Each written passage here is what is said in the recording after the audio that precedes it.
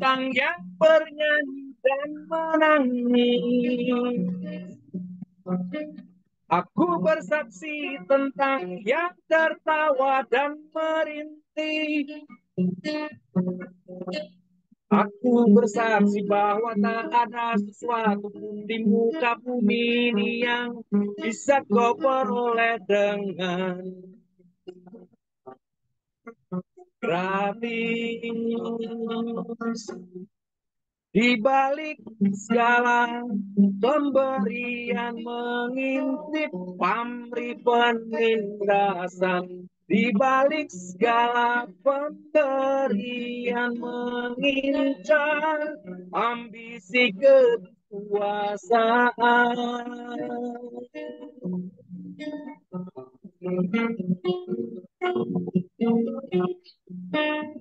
Apalagi yang tidak diiklankan, dari jabatan kegenitan, kebendaan sampai agama dan Tuhan. Apalagi yang tidak diperdagangkan, dari mukjizat ayat suci, ilmu sihir sampai kenabian.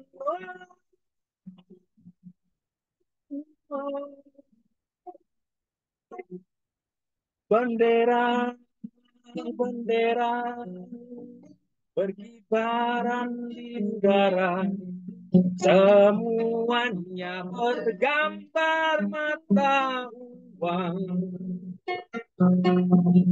Mata cantik mengerling melobi sambil singkapkan paha, melemaskan setiap sendi kita,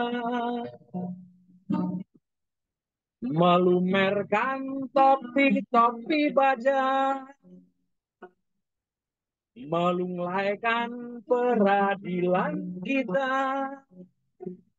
melemah,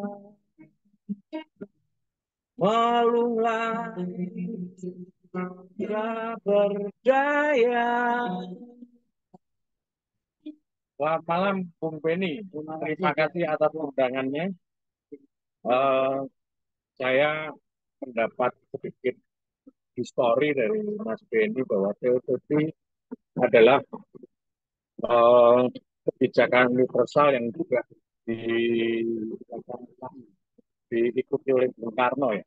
Ya, salah satu. Kebetulan ayahnya beliau atau pemilik itu ketua salah seperti di Jepang. Jadi sedikit banyak itu juga terpengaruh ya.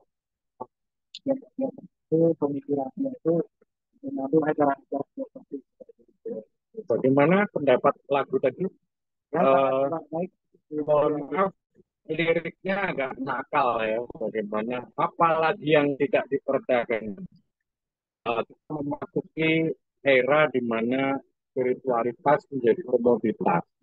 Bagaimana disiplin daya cipta seni budaya ini semoga bisa menjadi lebih smooth, bisa lebih tidak komoditi, meskipun juga seniman memiliki dua manajemen, yaitu antara kapan dia membutuhkan bahwa seninya untuk menjadi bagian dari nafkah hidup, dari kebutuhan yang tidak bisa ditunda.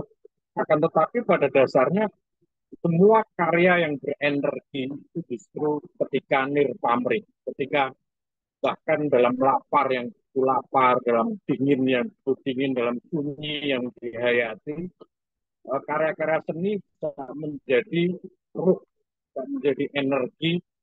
Misalnya ya Bung Beni, seorang empu yang membuat keris yang bertuah, tidak mungkin keris itu mengandung suatu kekuatan jika dia tidak memiliki disiplin mati raga.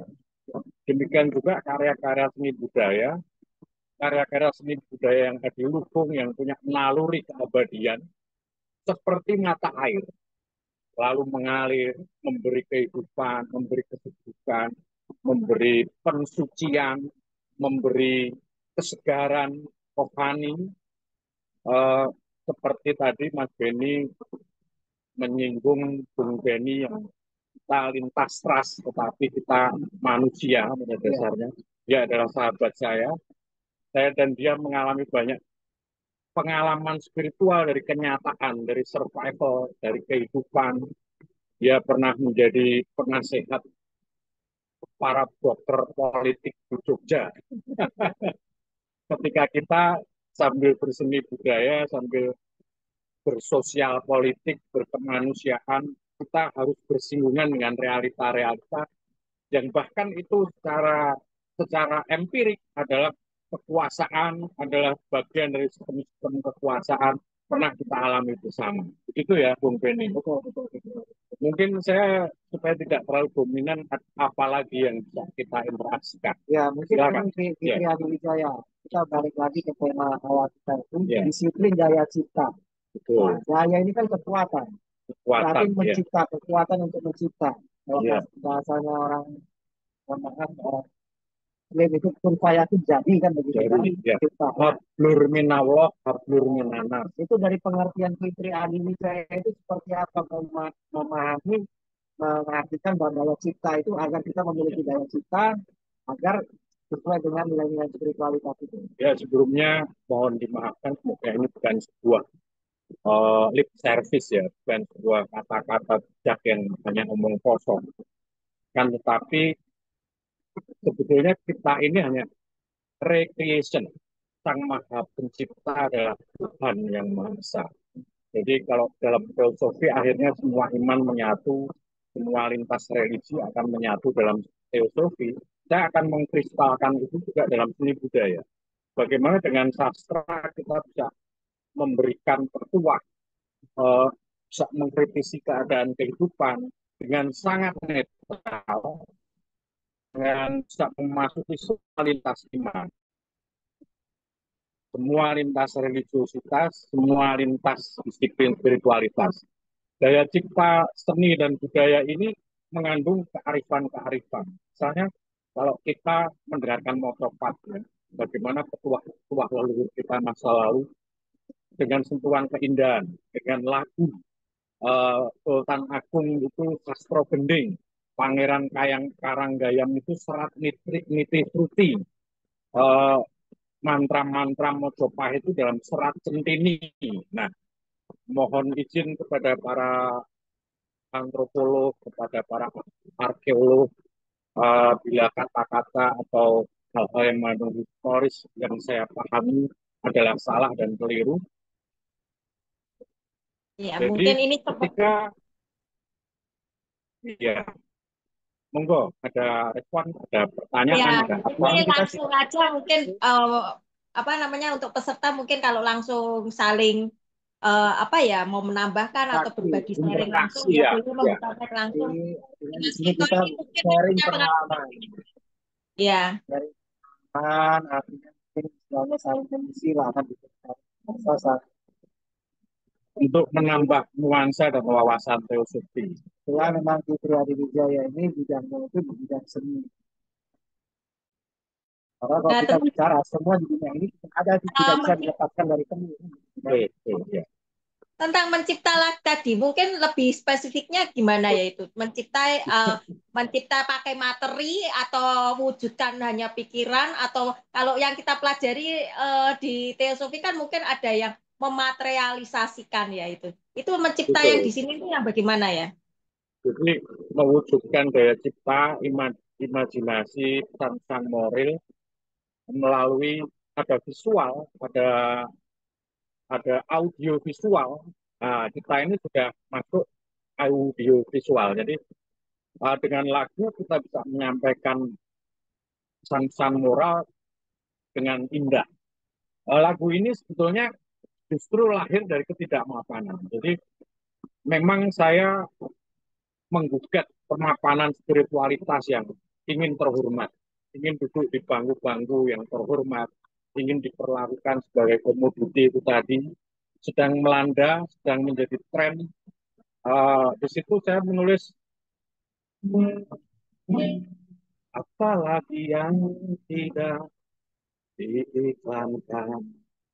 dari jabatan, kegenitan, kebendaan, sampai agama dan Tuhan. Bahkan Tuhan pun bisa diperdagangkan ya. sebetulnya ya, bahkan sepertinya kok Tuhan yang sudah tidak gila hormat harus harus disanjung-sanjung, harus bahkan harus diiklankan ketika semua manusia itu sudah mengenal Tuhannya. Ketika semua agama, semua iman sudah mengenal Tuhannya. Saya ingin mengimplementasikan keimanan itu, iman tanpa perbuatan adalah mati. Dan berdagang di bait Allah itu membuat Nabi Isa, membuat Yesus marah. Itu sebuah simbolisasi bahwa ada kecenderungan bahwa need of wisdom, jadi keinginan manusia untuk mendengar, keinginan manusia untuk mendapat nasihat petuah itu justru menjadi komoditi yang diperdagangkan. Ini kan fenomena berhati-hatilah dengan nabi-nabi palsu. Mohon maaf untuk para spiritualis, untuk para kiai, para tokoh agama, mungkin kata-kata saya ini memang saya ingin menyatukan dengan alam di sini, dengan mata air di sini, dengan aura-aura di sini. Sepertinya itu harus disampaikan bahwa marilah kita kembali kepada keheningan, bahwa spiritualitas adalah keheningan, bahwa kalau memang kita menjadi populis dengan spiritualitas, bahkan ada IO-IO yang mencetak para spiritualis untuk menjadi selebriti, untuk menjadi komoditi, tidak apa, asal dikembalikan kepada peri kemanusiaan, peri keadilan, kemurah hatian untuk dikembalikan kepada masyarakat sekitarnya. Saya banyak kiai yang saya hormati, yang komersial, yang memiliki kekayaan, akhirnya dia membangun pondok-pondok pesantren. Saya punya pengalaman empirik bahwa beberapa tahun yang lalu saya melukis Purnama Sidi. Jadi bagian Waisak di Candi Borobudur, di Aksobia, mereka, para Buddhis, para biksu ini berkata, berbahagialah para seni budayawan yang mencipta. Mereka memiliki disiplin nafas yang tidak monoton, tidak membosankan. Ketika kami melafalkan nafas, ketika kami bermantra yang diulang-ulang dan membosankan, tetapi seni budayawan bisa membuat nafas dan mantra itu menjadi keindahan lagi. Bisa menjadi visualisasi. Waktu itu saya melukis dan mereka tidak menanyakan agama saya.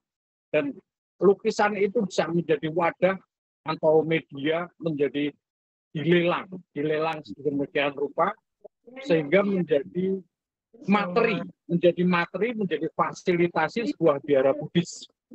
Mereka tidak bertanya saya agamanya apa, imannya apa.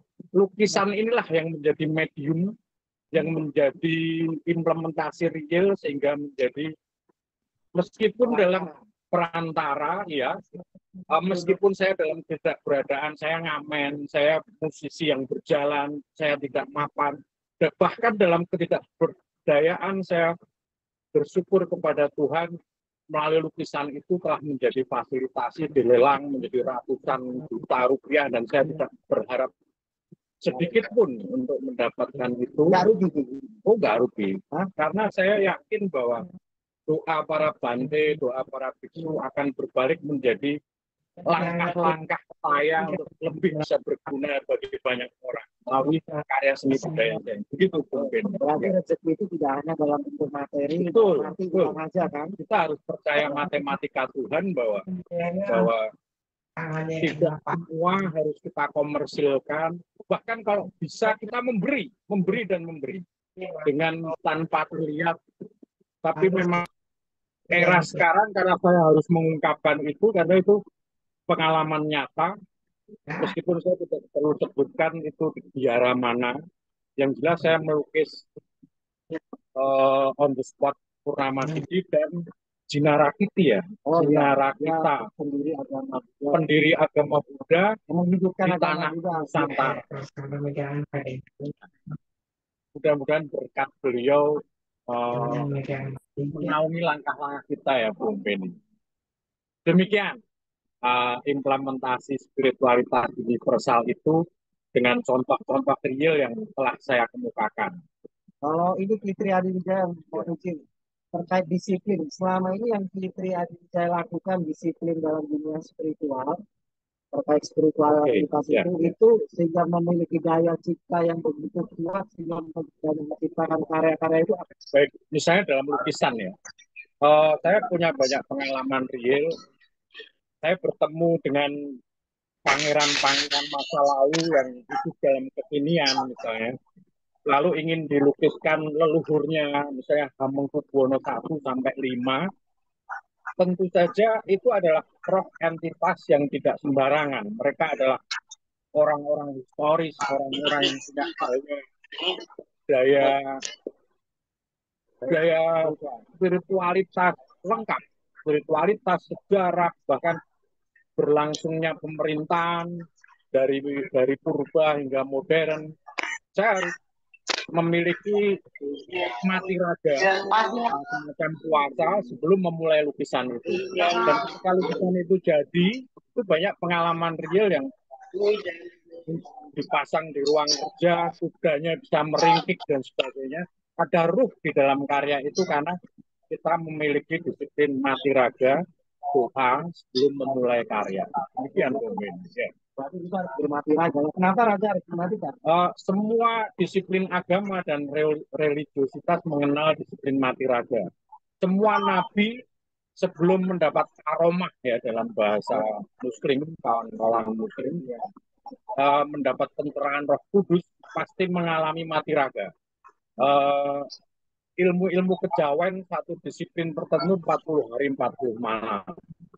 Yesus sebelum mewartakan Injil cinta kasih 40 hari 40 malam. Nabi Muhammad di Gua Hira mungkin juga memiliki disiplin 40 hari 40 malam. Para empu, para spiritualitas Jawa, raja-raja Jawa sebelum menentukan langkah, mereka memiliki tempat yang namanya sentong. Mereka memiliki tempat pertapaan atau meditasi untuk mendapat budaya atau petunjuk langsung. Para wali, para sunan, para sufi, itu kita sebut sebagai naluri profetis. Jadi naluri profetis itu dimiliki semua orang. Berarti kalau para jalan ini kalau kalian ngerti laku tanpa laku ini tanpa perbuatan hanya kosong. Ngelmu kalakone kanthi laku. Hablur minallah, hablur minalis. Janganlah hanya mengungkapkan keilahian yang vertikal, tetapi harus menjadi implementasi, menjadi perbuatan baik kepada sesama. Iman tanpa perbuatan adalah mati. Itu intinya, Bung Beni. Itu yang saya maksud melalui seni budaya menjadi spiritualitas yang universal. Monggo para ahli, para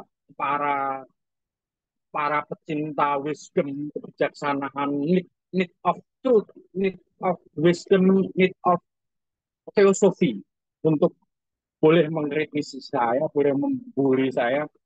Mudah-mudahan apa yang saya ungkapkan ini bisa memberi sedikit pencerahan. Apalah saya ini yang penuh noda dosa, gitu ya, Bung Beni. Ya. Tapi kita, meskipun kita berdosa, kita berhak berdoa.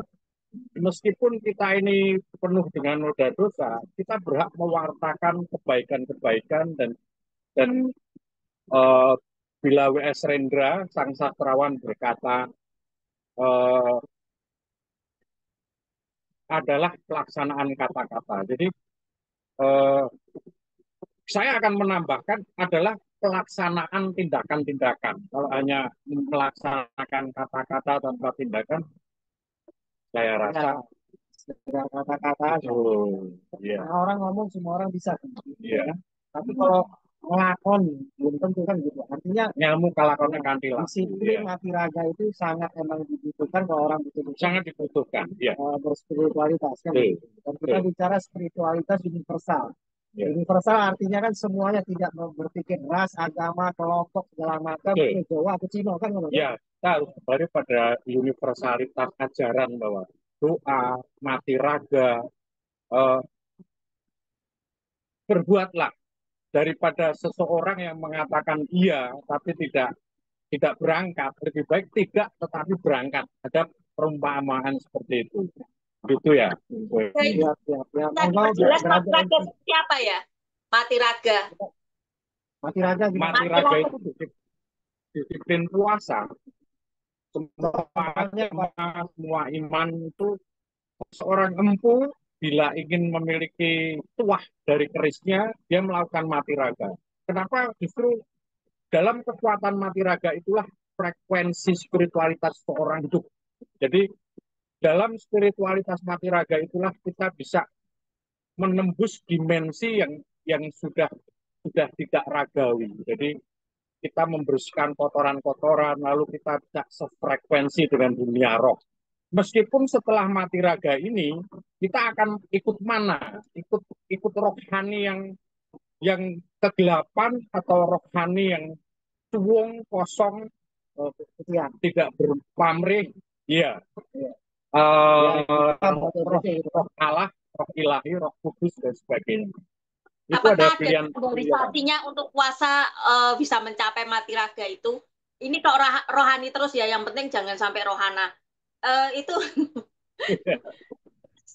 kalau rohana sudah beda lagi ya tempatnya. Ya, saya boleh sambil merokok ya. Ya kan spiritual kan bebas, kan gitu kan universal kok. Manusia. Semua kembali ke diri. Ya, gimana Mbak Yohana? Apakah ada standarisasinya untuk bisa puasa sampai dikatakan mati raga itu? Atau hanya kemampuan pribadi masing-masing, apa ada standarisasinya sendiri untuk mencapai yang dikatakan mati raga itu? Saya rasa kan semua orang memiliki disiplin iman yang menuntun itu ya. Yang jelas itu adalah sebuah basic. Saya pernah ditanya, misalnya, kenapa kungkum berendam di mata air itu tidak semuanya memohon kepada Tuhan, tidak semuanya bersuci, karena ternyata ada yang memohon kekayaan. Mohon maaf ini sensitif, tapi ini kenyataan. Sehingga orang terjebak bahwa semua orang hukum itu pasti bersuci. Belum tentu juga. Ada pamrih-pamrih duniawi ketika mereka bahkan untuk bertemu jin, bahkan untuk bertemu dengan roh duniawi. Jinnya itu yang siapa? Bisa dispesifikkan, dijelaskan. ya, Jinnya siapa? misalnya penguasa naga bumi. Misalnya penguasa naga bumi yang yang tentu saja mediumnya adalah air. Misalnya apalah, ada banyak istilah-istilah, ada banyak nama ketika orang tidak semua yang kungkum kok ternyata bukan ke Tuhan. Bahkan untuk bertemu dengan roh jahat, mohon maaf, saya tidak mengatakan itu jahat, tapi semua kembali ke diri artinya masing-masing kan. hati-hati dengan keinginanmu. Ada kata-kata itu ya. Hati-hati dengan keinginanmu. Bahkan Yesus setelah 40 hari 40 malam itu kan justru digoda oleh iblis. Tahta, harta, dan kesaktian dan keinginan untuk dianggap spektakuler, jatuhkan dirimu dari atas bukit, kamu akan ditatang oleh para malaikat. Ubah batu ini menjadi roti, ini kan tentang bagaimana memperoleh materi instan. Tetapi sembahlah aku. Bahkan untuk bertemu iblis kita harus puasa, kita harus sefrekuensi dengan frekuensi roh itu sendiri. Berarti bertemu iblis pun kita harus mati raga. Betul. Iya. Bahkan untuk meraih kekuasaan dunia, semua kerajaan dunia itu harus bersekutu dengan Venus misalnya. Nah kalau di Jawa apa?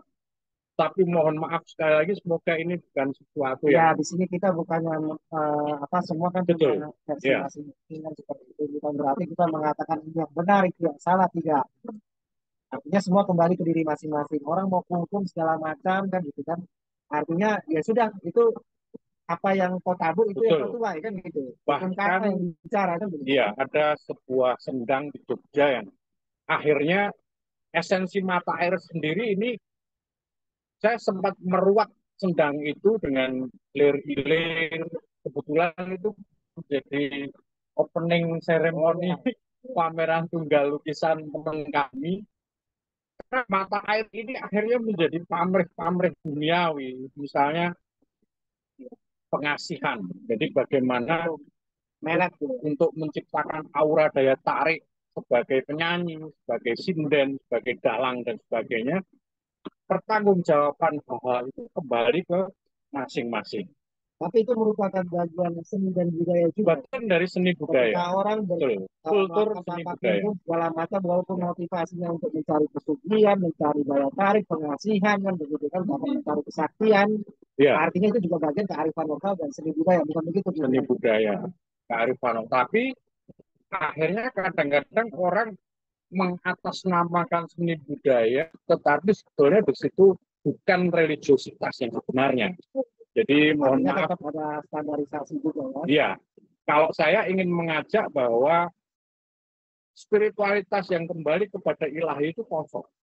Kosong adalah isi adalah kosong. Itu pengertian dalam tahu bahkan ya. Kembalilah kepada mensucikan diri, tidak silau untuk berbelok menjadi spiritualitas, menjadi komoditas itu tadi, seperti dalam lagu saya tadi. Begitu, Bu.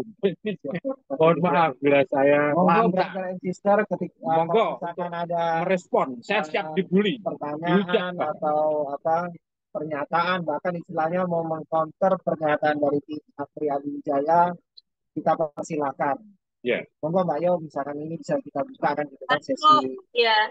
Monggo dialog silakan yang interaktifnya lain lah. mau berbagi sharing atau apa mungkin punya Mungkin pengalaman Iya. tentang sekali hukum kan gitu atau kan. ke tempat-tempat yang sedikit-sedikit Ya. apa ya yang Ya, berbau-bau gitulah. tentang Keramat-keramat sedikit mungkin ada itu. Saya kembali lagi ke tadi mati raga tadi. Bisa diperjelas Ya. apakah standarisasinya tetap seperti meninggalkan mau limo itu juga kita mati puasa nih, puasa tapi mau limonya Ya, tetap itu dalam. salah satunya.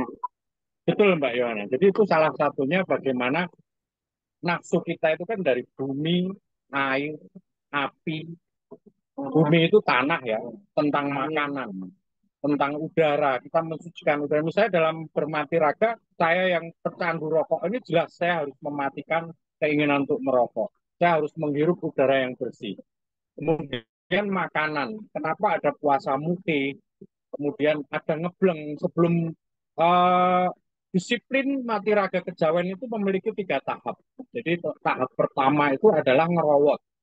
Ngerowot di sini adalah kita makan umbi-umbian, kita makan buah-buahan, tidak mengandung unsur garam yang secara buatan, tidak mengandung unsur gula secara buatan, semuanya natural.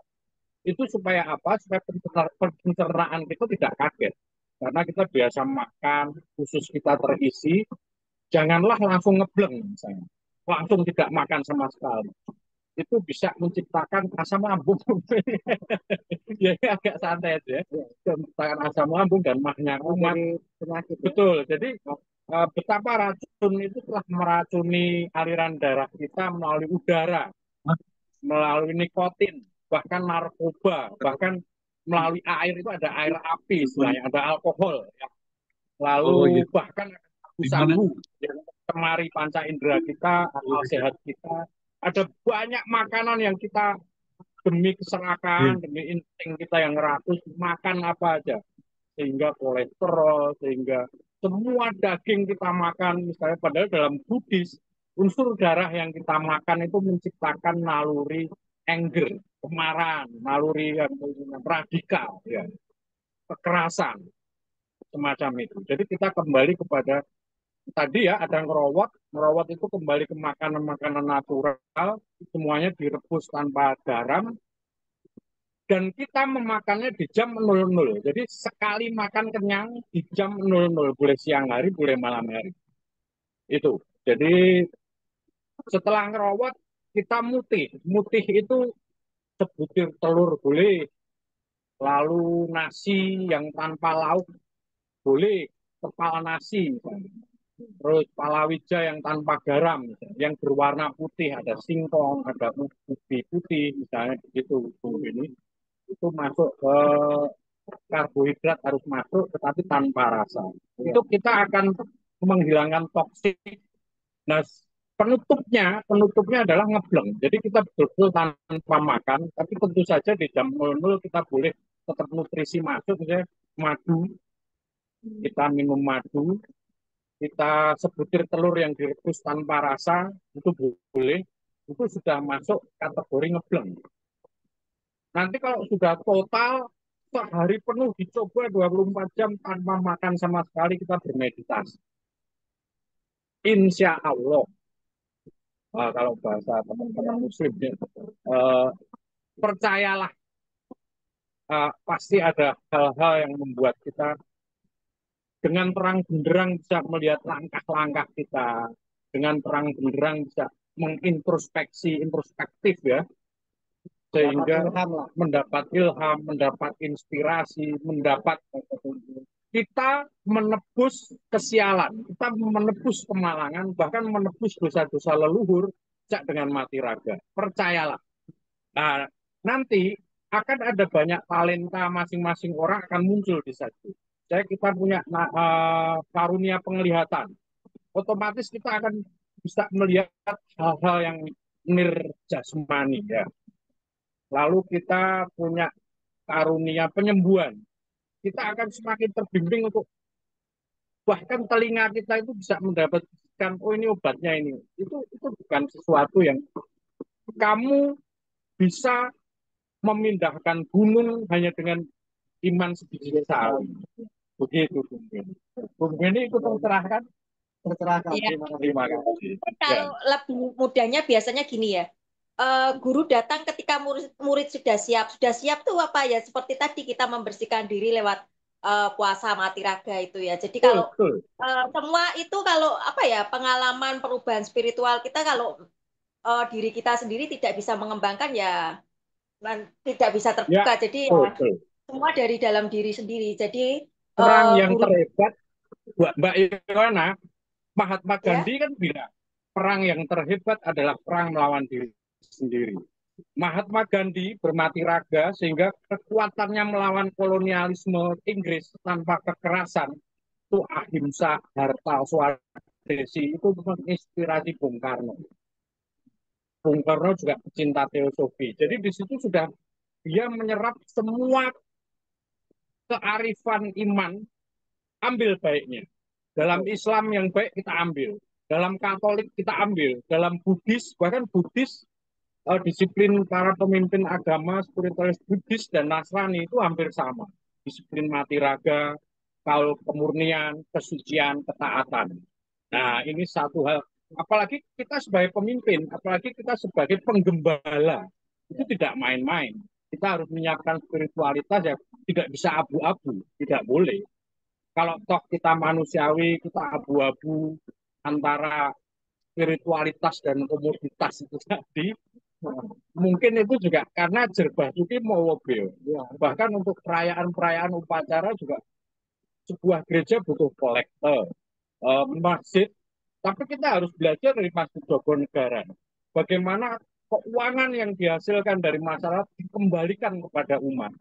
Untuk anak-anak yang sudahkah semua keuangan dalam religi kembali seperti itu? Nah, ini harus kita kritisi. Apakah itu menjadi bagian dari kekuasaan? Apakah komoditas dengan memasuki jalur-jalur religi adalah jalur yang aman? Bahkan ternyata itu sebuah pencucian uang. Wah, ini saya jadi terlalu jauh. Tapi saya yakin ini adalah bimbingan dari roh. Itu bagian dari realita yang ada. Dari realita, dari tren menuju lahirnya nabi-nabi palsu. Jadi gini ya, mungkin gambarannya seperti ini. Jadi kalau semua orang tuh punya kepekaan. Kepekaan mungkin tadi yang Bapak siapa Triadi itu punya kepekaan, misalnya pendengaran lebih tajam atau apa kepekaannya. Tapi kalau ini kan itu tubuh fisik itu kan yang paling kasar ya. Lah, sedangkan kepekaan itu kan halus, materi-materinya pun lebih halus. Dengan kita yang halus ini tidak bisa menembus yang kasar, kalau yang kasar ini juga tidak membersihkan diri dulu ya. Jadi semua itu punya kepekaan. Jadi ya kalau yang materi-materi lebih halus ini bisa menembusi jika di jasmani yang paling kasar ini kan sudah dibersihkan. Jasmani ini materi yang paling kasar ya, pada cair gas, eter, eterik, dan subatomik itu ya. Itu yang paling kasar ya urutannya. Ya, subatomik. Istilah teosofi itu ada eterik, ada tubuh astral, ya. Ada Atomik, betul. Cair gas ya. Akhirnya kita punya bahasa Ibaratnya halus universal. itu kita tembus kalau yang kasar ini sudah dibersihkan dulu ya, termasuk tadi Dibersihkan, seperti ya. Lemon tadi dengan cara-cara apa namanya puasa mati raga, puasa Wah, macam-macam lah mati cara raga dengan tulus membersihkannya. ikhlas. Makanya kadang Betul, Mbak Yani. ya Jadi aku nggak menyamakan peka. frekuensi, memasuki gerbang gaib dan sebagainya, itu kita perlu bersuci. Intinya itu. Sehingga nirjasmani. Jadi kita memasuki frekuensi yang lebih astral, lebih spiritual, lebih ruh, dunia ruh. Jadi unsur bumi, air, api, tanah, udara ini akan bersih dan kita menjadi satu frekuensi untuk memasuki dunia roh, memasuki pencerahan, memasuki inspirasi. Empu-empu, ki agung masa lalu, justru orang-orang yang tersembunyi. Kalau sekarang supranatural banyak populis melalui media, bahkan televisi, bahkan mereka merekayasa marketing sedemikian rupa seolah-olah menyembuhkan, tapi itu sebuah rekayasa marketing. Itu terjadi ya, Bung Benny.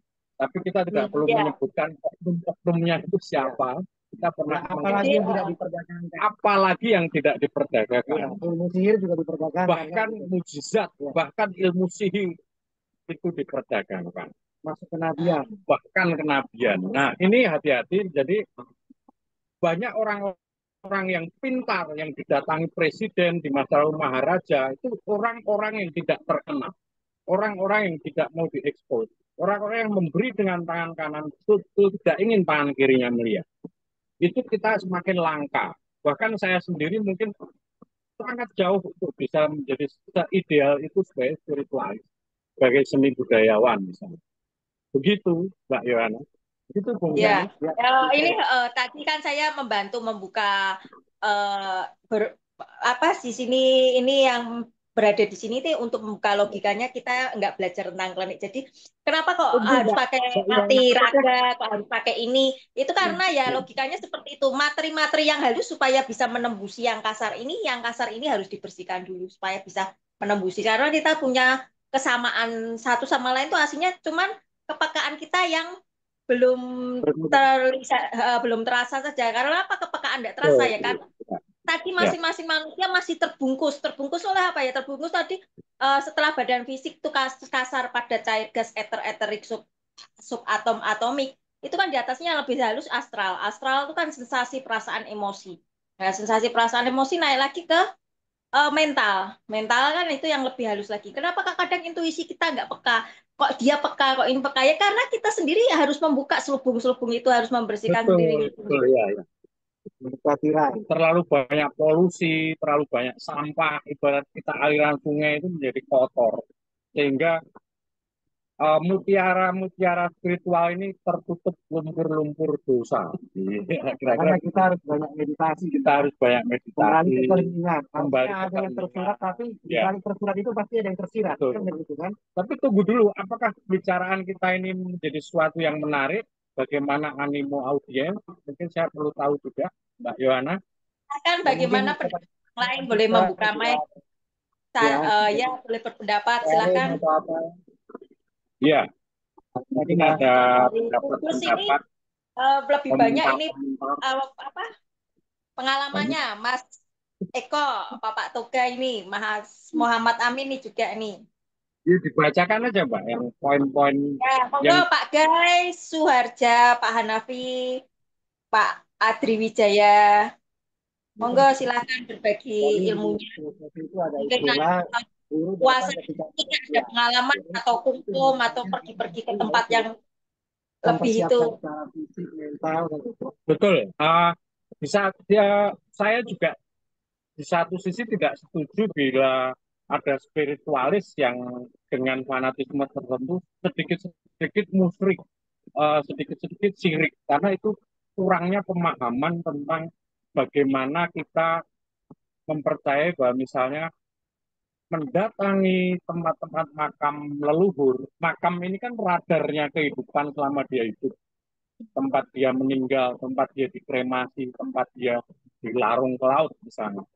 Itu kan kita mempercayai bahwa di situ ada inti energi yang tertanam. Satu. Yang kedua, di situ seperti kita mengunjungi nenek kakek kita, tetapi bukan dimensi jasmani karena mereka sudah meninggal. Itu harus diyakini bahwa kita bersilaturahmi secara batin. Pengertian makan ini kita masyarakatkan, perlu kita uri-uri lah, uri-uri, perlu kita berikan, lestarikan.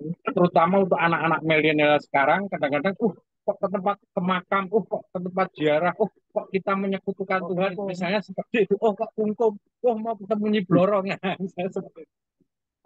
Itu perlu kita cerahkan pengertiannya, bahwa kita harus mempercayai bahwa dunia nirjasmani itu masih hidup, masih bekerja, masih berinkarnasi, masih perlu meminjam wadah wadah kita untuk melanjutkan cita-cita yang tertunda karena terbatasnya waktu oleh kematian, waktu dharma yang terbatas oleh kematian. Makanya dalam Buddhis ada banyak pengertian tentang lahir kembali. Itu juga hampir sama dengan reinkarnasi. Bagaimana Dalai Lama sebelum lahir sudah bisa ditemukan dengan spiritual. Bagaimana Yesus mau lahir di Bethlehem, 3 raja dari timur yang ahli spiritual itu bisa melihat tanda bintang. Bagaimana Herodes memahami itu sebagai sebuah ancaman. Sehingga sebelum kelahiran sang nabi yang luar biasa ini, dia harus membunuh semua anak sulung laki-laki. Itu kan hal-hal yang harus kita renungkan, bahwa naluri profetis, naluri kenabian itu tidak main-main. Apalagi misalnya dia akan menjadi seorang yang yang revolutif seperti Muhammad memerangi jahiliyah di Timur Tengah misalnya. Siddhartha Gautama, dia melihat bahwa semua kecenderungan manusia untuk bertahta, berharta, dan bahkan bersyahwat dengan tanpa batas itu memiliki batas-batas. Dia melihat penderitaan, melihat kematian, melihat ketidakadilan. Nah, sebetulnya itu harus kita ambil intisari-intisari bagaimana akhirnya mati raga, bagaimana para spiritualis itu mengembara, musafir. Bahkan ketika Yesus harus dipaksa untuk menjadi raja, beliau menghilang. Saya begitu. Bagaimana ketika Nabi Muhammad itu harus menderita, keturunannya di bumi hanguskan oleh sahabat-sahabatnya sendiri. Misalnya begitu. Hanya beberapa yang akhirnya bisa lolos dan menjadi, bahkan mungkin ke Indonesia mungkin ya, yang akhirnya dilanjutkan oleh darah-darah profetik para Sunan, yang juga ada inkulturasi dengan teman-teman dari Tiongkok misalnya. Itu kan akhirnya kita harus mengambil sisi-sisi inkulturasi, perdamaian, lintas iman, lintas ras, rekonsiliasi, lintas agama, dan sebagainya. Itu mungkin yang harus diberi penanaman nilai-nilai kearifan, keilahian yang universal, contohnya teosofi, itu tadi. Ya, jadi saya sangat tertarik untuk berani bicara, karena teosofi sendiri itu kearifan, kebijaksanaan, keilahian yang universal, yang lintas iman, lintas religiositas. Monggo, Bu Yohana, apakah ada respon apa? Mungkin saya malah siapa itu sok tahu misalnya. Monggo. Gak apa-apa. Sebenarnya Ki Tri Wijaya ini orangnya fleksibel lah, terbuka. Dia membenarkan pendapat. Karena di sini kan saling belajar, saling asa, saling simulasi, dan begitu. Tidak mengatakan ini yang benar, itu yang salah, tidak. Karena semua kembali ke diri masing-masing kan gitu. Contohnya seperti orang itu, ada yang seperti misalnya Fitri Adi Wijaya, ada yang ke Tuhan, ada yang ke Blorong kan begitu. Bahkan saya mau menceritakan hal yang empirik yang dialami Bung Beni. Bung Beni ini kan pengacara, dia anggota Pradi. Dia pernah secara real praktek pengacara di Jakarta. Bagaimana dia menunjukkan rekening berapa ratus juta hanya dalam beberapa minggu menjadi nol kembali. Ternyata dia masih peduli dengan hati nuraninya. Mas, wah stres aku. aku jadi maklar kasus, duit tuh cepet oleh, Juga terlalu dibuka. misalnya nggak apa-apa. Ini kan hal yang nyata. Tapi saya, anak yang hilang sudah kembali. Saya bilang.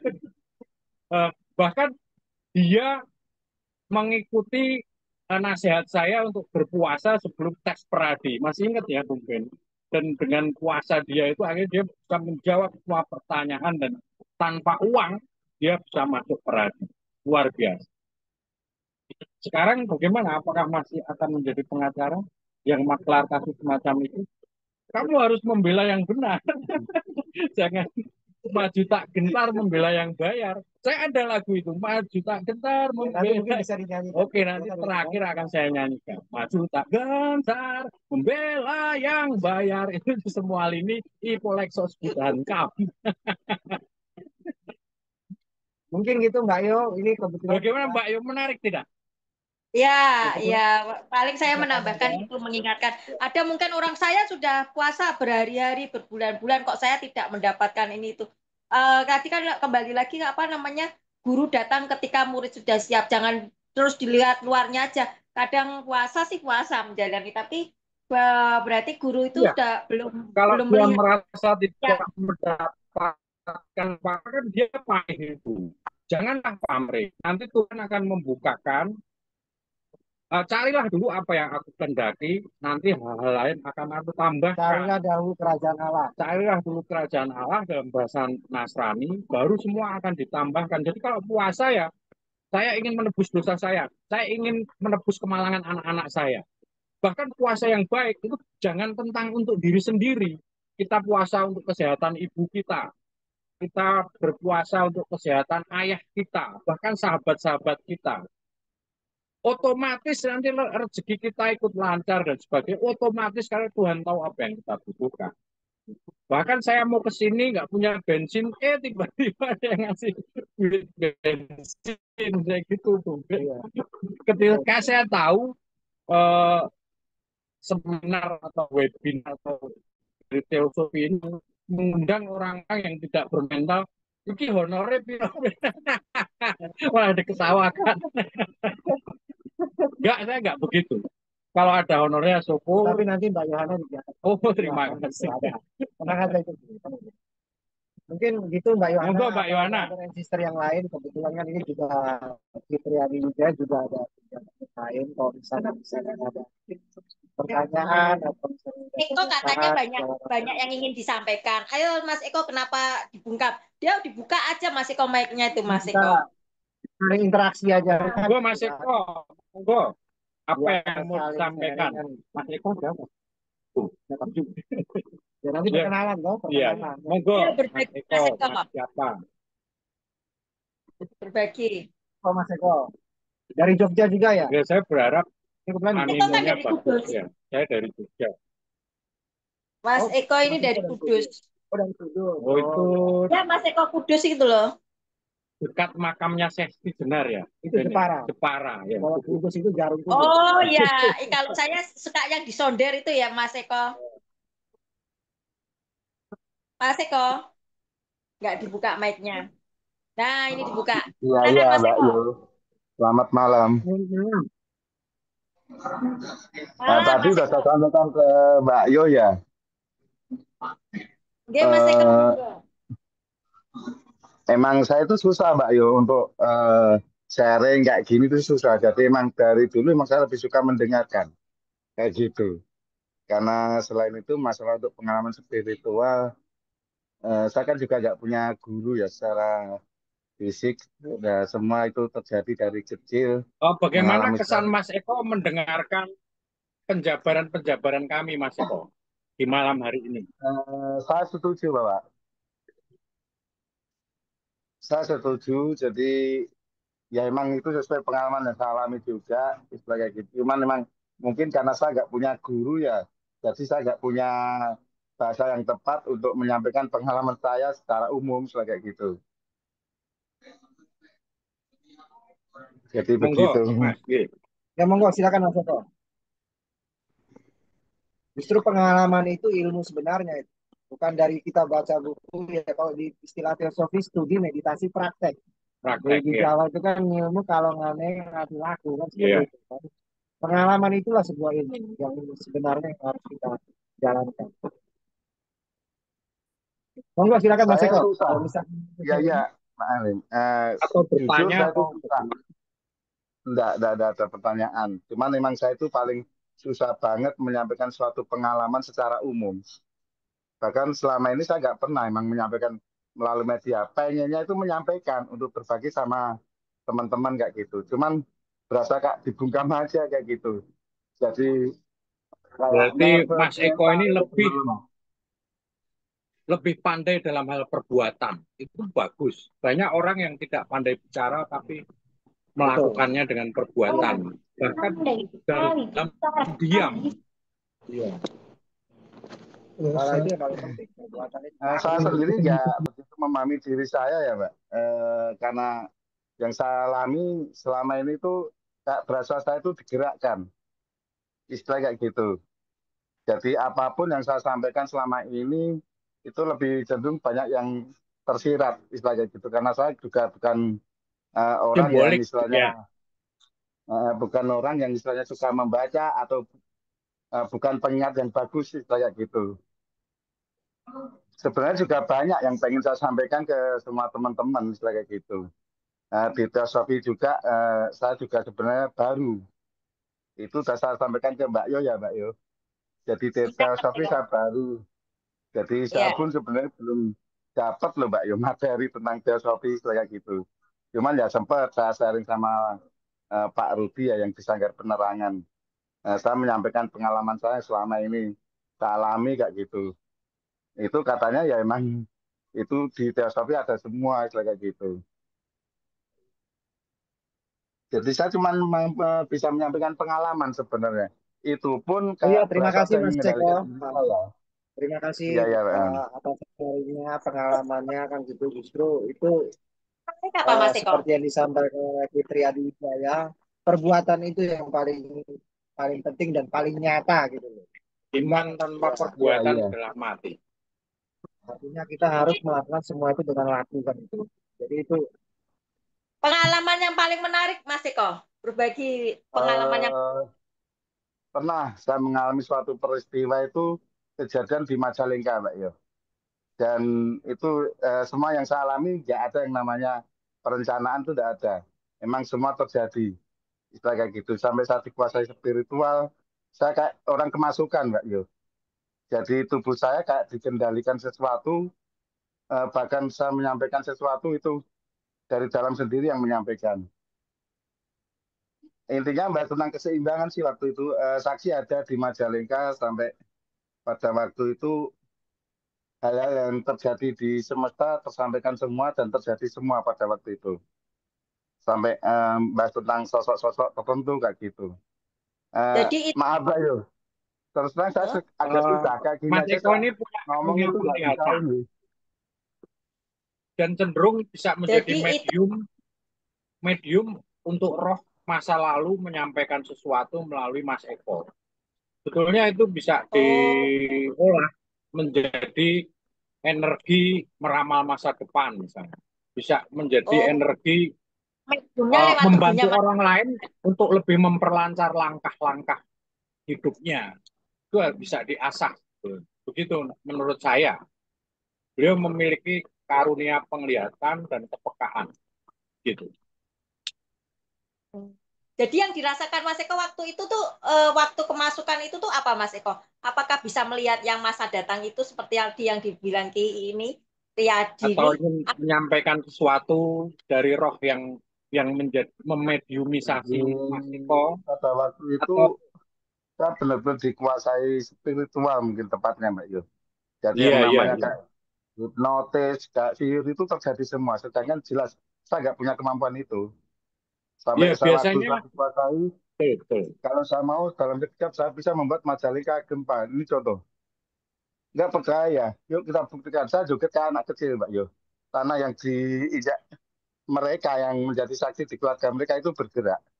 Jadi saksi ada di Majalengka kebetulan waktu itu orang kejaksaan. kayak gitu. Jadi mungkin saya juga nggak bisa cerita panjang lebar Pak Yo, karena kayak ada pembatas sendiri saya Pak Yo. Oh, iya Bukan saya iya yang iya. membatasi ya Pak Yo intinya. Berarti Ya, pernah terima kasih Mas Eko. mengalami macam-macam gitu ya, Mas? Iya. Sampai Ya sekarang sebenarnya kan dia banyak Pak jadi Yo.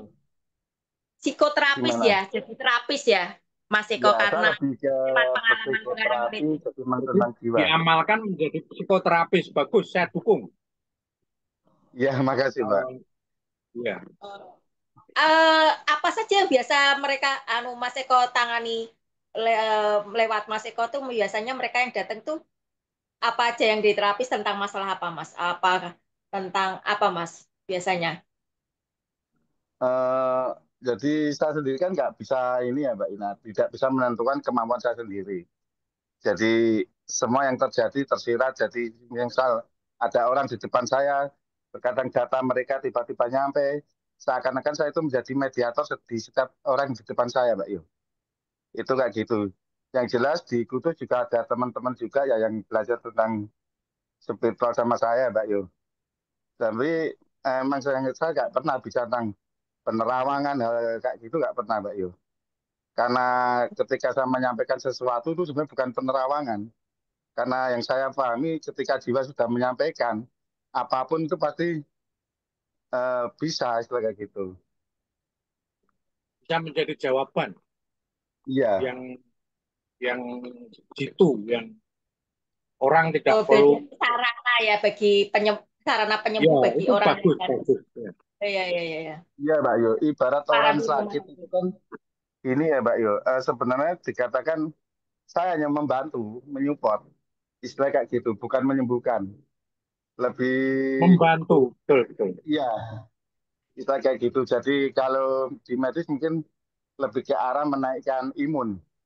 Jadi imun Ya, dia sendiri. Cuman kan di spiritual kita lebih bahas tentang jiwa. Kita membangkitkan jiwa.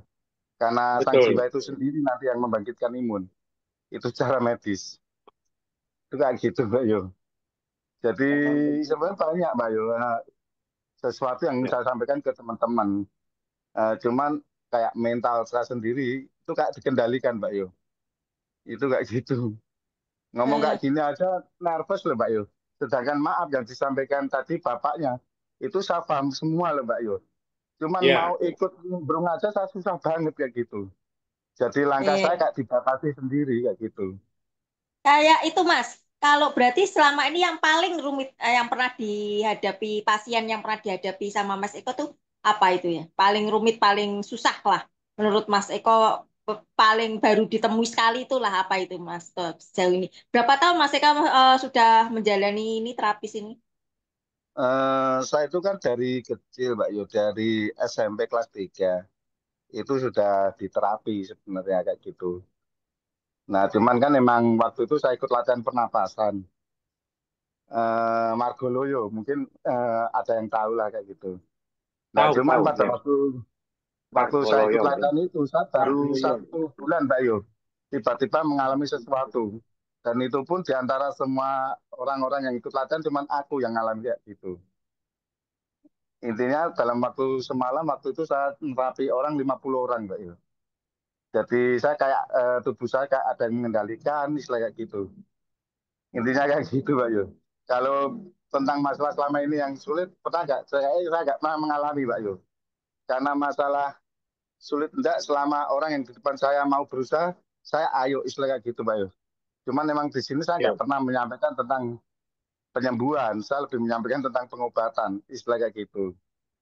Jadi Oh, apa itu Mas? Rata-rata mereka tuh datang tuh karena apa? Karena apa kejiwaan karena stres, karena pasangan yang ya, mungkin kan kalau yang lagi ini karena pasangan di ghosting atau di apa atau karena ekonomi atau apa itu Mas? Biasanya rata-rata Mas. ya. Sebenarnya macam-macam sih, Mbak Yo. Kalau dulu itu kan memang basicnya di terapi pijat. Jadi lebih ke penyakit-penyakit medis sebetulnya kalau dulu. Cuman pengetahuan makin bertambah, lebih beda lagi. Ini contoh ya, Mbak Yo. Dulu sewaktu saya belum memahami, itu benar-benar keren loh yang saya alami, Mbak Yo. Saya ngobatin orang aja ibarat lewat HP saya taruh orangnya sembuh. Cuman begitu pengetahuan mulai masuk, seakan-akan punya rambu-rambu sendiri, Pak Yo. Jadi ketika ngobatin orang seakan-akan saya dihentikan, istilah kayak gitu. Jadi yang menghentikan itu si jiwa orang itu sendiri loh, Mbak Yo. Iya, iya. Jadi di sini saya lebih memahami tentang menang dan tidak menang, istilah kayak gitu. Jadi tidak semua ketika ada orang kena musibah, masalah, tidak semua itu harus kita menjadi jalan untuk mereka. Karena terkadang Betul, setuju, Tuhan Mas. sendiri, Betul. terkadang Tuhan sendiri yang menginginkan kondisi itu, Mbak Yo. Itu kayak gitu. Jadi Iya. Mbak Yo, maksud Mas Eko ini, kesembuhan itu dikembalikan kepada intuisi atau kekuatan sumber dari si penderita itu sendiri. Karena ada istilah Jawa itu Nuranono Satru Luweh Sekti Namung Atiniro. Jadi betul gitu ya Mas Eko ya. Jadi dikembalikan kepada dia untuk mampu menyembuhkan dirinya sendiri. Mungkin kembalilah Eh, berpuasa, jadi kembalilah saya beribadah, contoh gini kembalilah ya. beramal, misalnya seperti itu. Jadi contoh gini, Itu Pak. ada obat Saya yang lagi paling ngobatin mustajab orang, ya Mas Eko ya. saya baru megang punggungnya semisal. Itu tiba-tiba ada sesuatu yang menyampaikan, stop, ini contoh. Ojo diteruske, kayak gitu. Emang Oh aku ya, yang membuat jasad ini rusak, kayak gitu. Karena jasad ini terlalu kotor. Ya, ini menghubungkan istilah karma, Pak. karma Jadi dari si penderita si sendiri, orang betul, itu, betul. iya. Ya, Jadi ngunduh dia woeng cuma menyampaikan, pakarti. ya kalau mau menolong, dia sampaikan. Sampaikan sesuai Ya, apa yang diinginkan yang di dalam dia. Sedangkan ketika saya menyampaikan, yang saya dapat itu hanya data keburukan dia. Dan tidak semua orang itu mau ketika data buruk itu disampaikan. Jadi teman saya membatasi sendiri untuk menyampaikan hal-hal itu, Pak. betul. Belum tentu roh yang menguasai itu pun mau untuk diajak untuk Iya, pergi meninggalkan orang itu. Kadang-kadang begitu juga ya Mas Eko. iya Pak. Jadi itu Iya. sudah jadi kehendak yang di dalam dirinya sendiri. Jadi kalau dulu mungkin kan karena saya belum memahami sesuatu ya Pak. Jadi mungkin saya nggak tahu yang namanya rambu-rambu.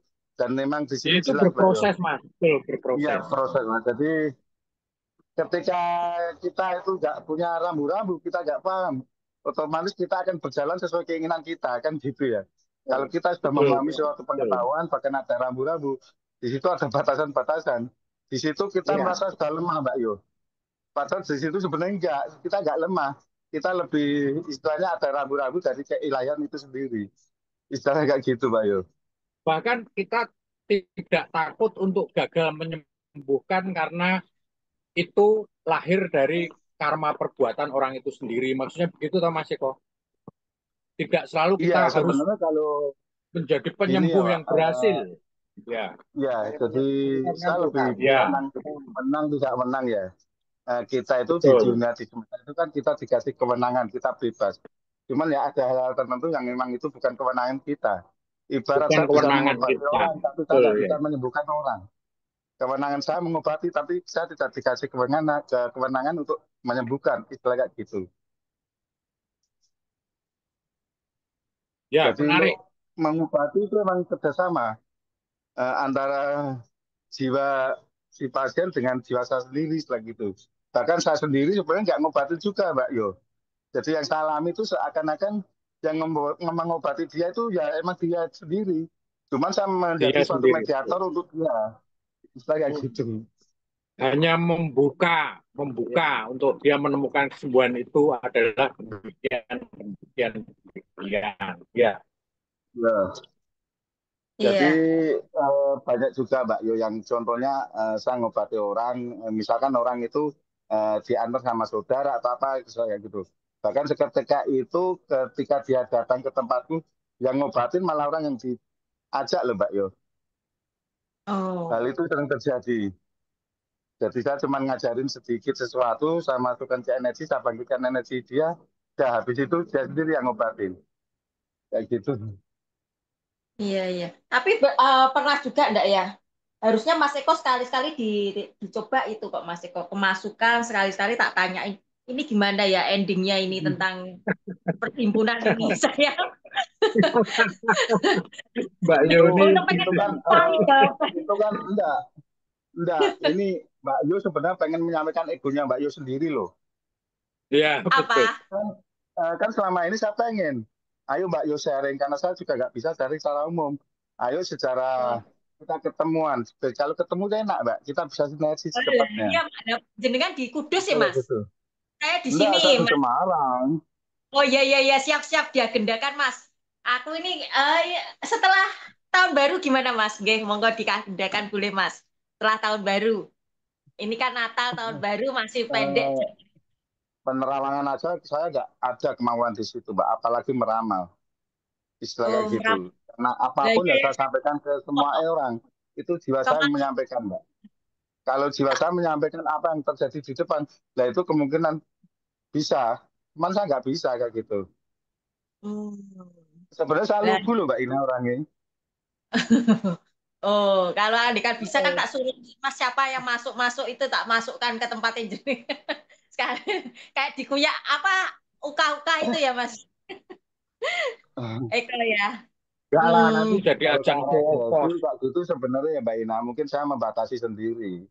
Bahkan Oh, semisal contoh, oh kita itu di mana kita bisa terselubung masa lalu tempat ini misalkan. Itu pun sebenarnya bisa, cuman saya membatasi sendiri untuk itu Mbak. Ya. Karena terkadang ketika apa kita punya pengalaman kayak gini ya Mbak Yo, apa yang kita sampaikan orang lain, itu terkadang juga jadi dogma atau keyakinan orang juga Mbak. Dan saya nggak mau itu terjadi sebagai gitu. Ibarat kita beragama, saya lebih suka membangun keyakinan orang, keimanan orang daripada saya mencampuri suatu dogma baru untuk orang itu kayak gitu. ya, ya memahami Mas Eko. Ya, ya memahami. Ya, mudah-mudahan kita sharing-sharing begini nih bisa bermanfaat juga. Mungkin ada yang lain ingin menambahkan juga untuk perhimpunan ini ya. Semoga ada jalan yang terbaik untuk semuanya, terutama untuk ya perhimpunan kita mungkin ini. ya mungkin mohon izin Mbak Yo, ini kan kebetulan juga sudah larut malam kan gitu kan. Ya. Mungkin sebelumnya nanti kita akan apa biar apa Fitri Adi Closing. ya closing Fitri Adi Wijaya mau menyanyikan lagu ciptaannya satu lagi. Setelah itu baru kita closing Itu dengan doa dari Mbak Yo. ciptaannya belum belum pernah beredar ya, diedarkan ya. Ya sudah, Belum, justru itu ini sebagai ajang promosi mungkin dulu kan. ada yang mendengar dan mungkin tertarik dengan lagu beliau. Ya, Ya, silakan Mas. siapa tahu ada nanti produser. Ya, monggo Fitri Adi Wijaya sebelum kita ini. Baik, sebelum closing, saya hanya ingin menyampaikan semoga sharing malam hari ini bisa memperkaya kita semua. Karena saya juga kayak kayak terbimbing untuk mulai berani mengungkapkan hal-hal itu. Rahasia-rahasia spiritualitas secara sederhana. Dan saya yakin itu akan membuka talenta masing-masing, nanti akan cenderung menjadi ahli spiritualis yang bagaimana. Atau bahkan ketika dia bukan menjadi seperti praktek supranatural, tapi lebih pada dia memiliki kebijaksanaan untuk memberi penerangan tentang ekonomi, bahkan tidak harus secara spiritualitas. Karena itu juga spiritualitas, implementasi dari spiritualitas yang menjadi luas. Bahkan dia bisa menjadi konsultan, menjadi trader yang sukses. Itu kan juga talenta. Misalnya begitu ya. Jadi Oke. kita tidak terpaku pada supranatural atau perdukunan atau metafisika. Gitu ya. Termasuk mencipta lagu ini juga, ini adalah sebuah mantra kekinian. Maju tak gentar membela yang bayar.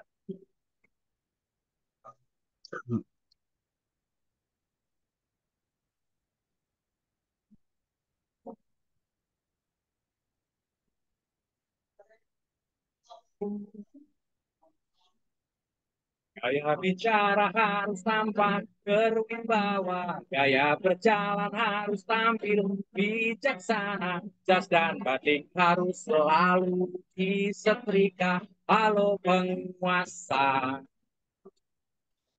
mobil mewah, gaji naik, topik utamakan keselamatan. Kronik kita yang sepakat dan sependapat, satu suara, hidup pengusaha. Naikkan harga beras, minyak, gas, dan sudah saatnya rakyat kita paksa kaya. Bagaimanapun caranya harus bisa kaya. seperti kita. Du-du-du. Aku payu darat dan laut. Siapa aku kuasa bebas mengaku ada uang yang dapat pasti dilindungi undang-undang. Siapa berani demo layak ditendang. Du-du-du. Produksi pengangguran kita telah melimpah. Sudah saatnya ayo kita ekspor saja. Mudah-mudahan nasibnya sama dengan selera. Diinjak-injak, disetrika, dan dibuli juga. Oh astaga. Semua lahan kota buat kita kaya. Semua lahan rimba buat kita kaya. Bagaimanapun caranya harus bisa kaya seperti kita. Ini yang penting. Hukum lemah terhadap si kuat. Namun kuat melindas yang lemah. Keadilan buat siapa? Bila hukum uang jadi panglima, maju tak gentar wilayah bayar. Maju tak bayar. Hidup penguasaku, hidup pengacaraku, hidup hidup da.